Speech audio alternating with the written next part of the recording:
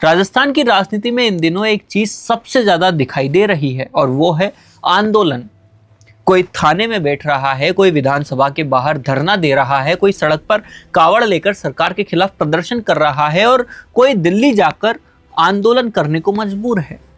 पर सवाल यह है कि आखिर राजस्थान की राजनीति में सड़क पर उतरना इतना जरूरी क्यों है?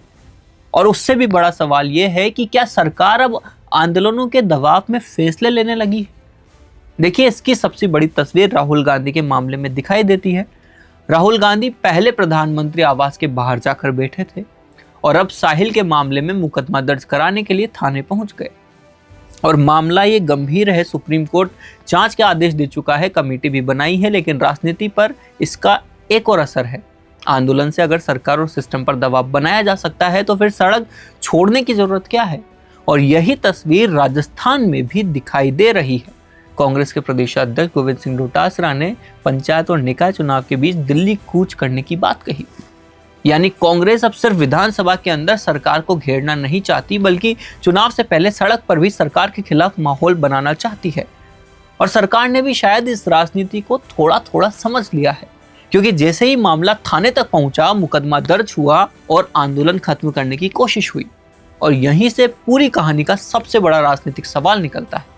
क्या राजस्थान में अब सरकार तक अपनी बात पहुंचाने के लिए सबसे तेज रास्ता आंदोलन बन चुका है? क्योंकि एक तरफ कांग्रेस पेपर लीक और OMR घोटाले, सरकारी स्कूलों के मुद्दे उठा रही है, विधानसभा के अंदर और बाहर प्रदर्शन हो रहे हैं, पोस्टर लगाए जा रहे हैं, सरकार पर सवाल खड़े किए जा रहे हैं, लेकिन यहाँ राजनीति का एक दिलचस्प उलटफेर भी हो चुका है।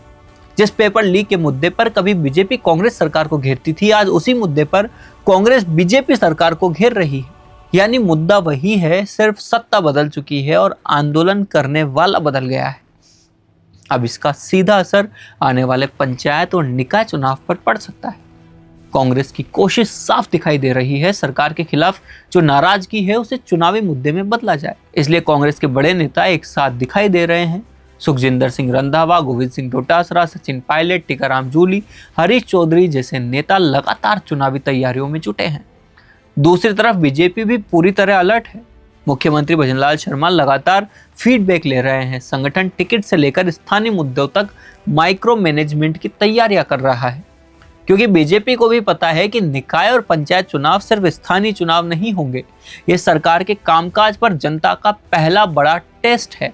लेकिन कहानी सिर्फ कांग्रेस और बीजेपी तक सीमित नहीं है। हनुमान बेनीवाल लगातार आंदोलन की राजनीति कर रहे हैं और कई मामलों में सड़क पर उतरकर सरकार पर दबाव बनाने की कोशिश कर चुके हैं। उनके यहाँ भीड़ जुट रही है और अलग अलग समुदाय के लोगों का जुड़ना RLP के लिए राजनीतिक तौर पर महत्वपूर्ण संकेत है। उधर चंद्रशेखर भी दलित मुद्दों को लेकर मैदान में दिखाई दिए हैं। डांगा वेस्ट जैसे मामलों को लेकर सवाल उठ रहे हैं कि आखिर दलितों से जुड़े मुद्दों पर मुख्यधारा की पार्टियां कितनी गंभीर है। और फिर छात्र संघ चुनाव की बहाली की मांग को लेकर प्रदर्शन हुए, कावड़ यात्रा निकाली गई, लेकिन प्रदर्शनकारियों को पुलिस कार्रवाई का सामना करना पड़ा। यानी युवाओं का सवाल अब भी सड़क पर है।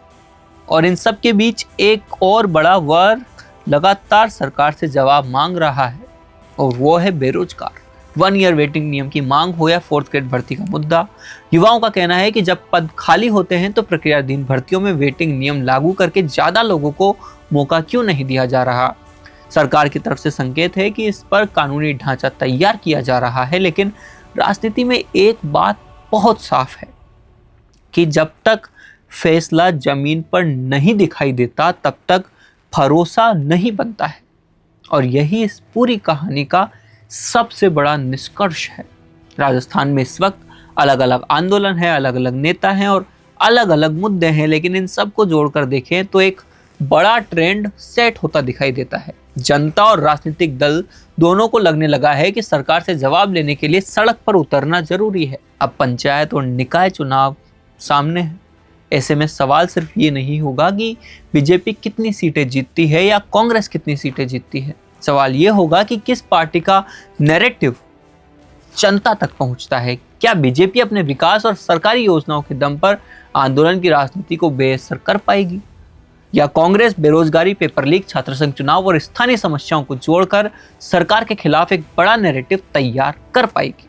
क्योंकि राजस्थान में चुनाव अब सिर्फ पोस्टर और भाषणों से नहीं लड़े जाएंगे, सड़क पर उतरने की क्षमता भी चुनावी ताकत बन चुकी है।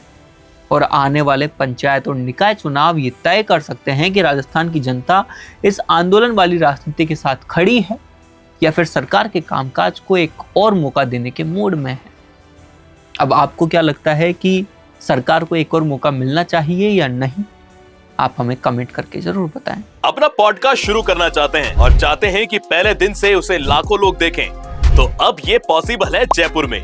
जयपुर का सबसे तेजी से बढ़ता हुआ digital news channel the fact India आपके पॉडकास्ट को वर्ल्ड क्लास बनाने के लिए जयपुर के बीचों बीच श्यामनगर में लाया है world class podcast setup, green screen setup, उसे शूट करने के लिए best state of the art facilities, editor से लेके लाखों फॉलोअर्स और करोड़ों वाली रील्स वाला यूट्यूब चैनल, और ये सब आपको एक ही जगह पर मिलने वाला है। तो पूरी जानकारी के लिए आज ही व्हाट्सएप कीजिए इस नंबर पर।